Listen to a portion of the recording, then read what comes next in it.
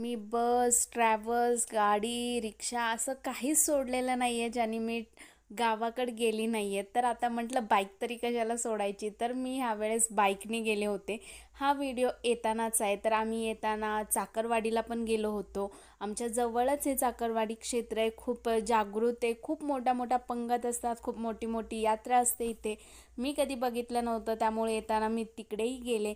त्यानंतर लगेच आम्ही सुरू केलं गाडीवर इकडे येण्याचा प्रवास.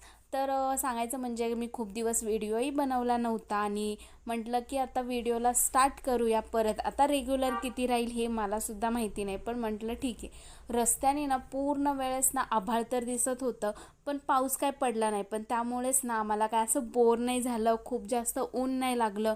आणि रस्त्यामध्ये आम्ही कुठे कुठे कोणत्या कोणत्या स्पॉट्सला थांबून खूप मज्जा पण केली. हेल्मेट घातल्यामुळे आम्हाला काही कंटाळाही नाही आला.